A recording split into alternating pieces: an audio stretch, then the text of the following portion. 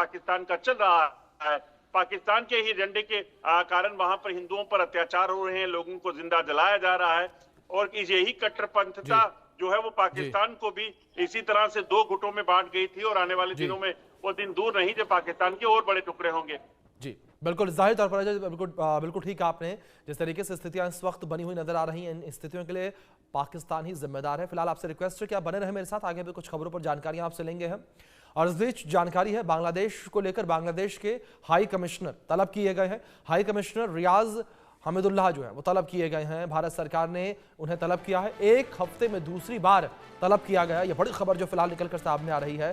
तो बांग्लादेश के high commissioner को भारत सरकार के द्वारा तलब किया गया है और एक हफ्ते में दूसरी बार तलब किया गया है। हमारे सहयोगी अजय जांडियाल लगातार बने हैं हमारे साथ,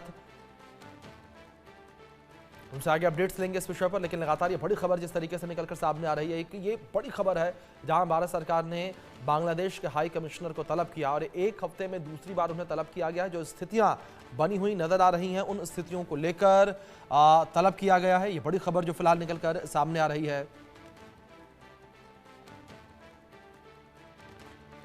तो बांग्लादेश के हाई कमिश्नर को तलब किया गया है, एक हफ्ते में दूसरी बार तलब करने का मामला सामने आया है। तो ये बड़ी खबर जो फिलहाल निकलकर सामने आ रही है, एक हफ्ते में दूसरी बार बांग्लादेश के हाई कमिश्नर को तलब किया गया है। भारत सरकार ने तलब किया हाई कमिश्नर को। ये बड़ी खबर जो फिलहाल निकलकर सामने आई है, एक हफ्ते में दूसरी बार तलब करने का मामला सामने आया है। बांग्लादेश के हाई कमिश्नर को तलब किए जाने का पूरा ये मामला है। हाई कमिश्नर रियाज हमीदुल्लाह को तलब किया गया है। हमारे सहयोगी रैनिक दत्ता जुड़े हैं हमारे साथ, उनका रुख करेंगे इन्फॉर्मेशन के लिए।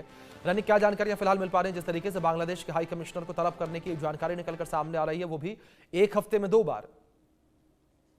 लेकिन देखिए, बांग्लादेश का हाई कमिश्नर रियाज हमीदुल्लाह, उनको एक हफ्ते में दो बार बुलाया गया है। दिल्ली जी। में उनको बुलाया गया है। जैसे कि सूत्रों के हवाले से खबर मिल रहा है कि बांग्लादेश की तरफ से अभी भारत का जो वीसा, वो वीसा का सेंटर बंद करके रखा गया है। दूसरी तरफ अगर देखा जाए तो बांग्लादेश में जो अनरेस्ट सिचुएशन अभी फिलहाल जारी है, हादी का मौत के बाद जिस तरीके से बांग्लादेश में प्रोटेस्ट भड़का था, और प्रोटेस्ट को सामने रखते हुए लगातार बांग्लादेश में जिस तरीके से माइनॉरिटीज के ऊपर लगातार हमले का घटना घट रहा था, उसका इम्पैक्ट जो है वो भारत में भी पड़ने लगा है। भारत में भी बहुत सारे प्रोटेस्ट जो है पूरा देश भर में देखने को मिल रहा है। तो और इसी सिचुएशन में अगर देखा जाए तो दोनों देशों के बीच में एक रिलेशन के ऊपर भी ठेस पहुंच रहा है। दोनों देशों का रिलेशन को लेकर भी बहुत सारे चर्चा हो रहा है, क्योंकि अगर देखा जाए तो हादी का मौत के बाद जो प्रोटेस्ट भड़का था, उस दौरान भारत के खिलाफ में बहुत सारे नाराबाजी देखने को मिला था। भारत के खिलाफ में बहुत सारे भड़काऊ बयान देखने को मिला था।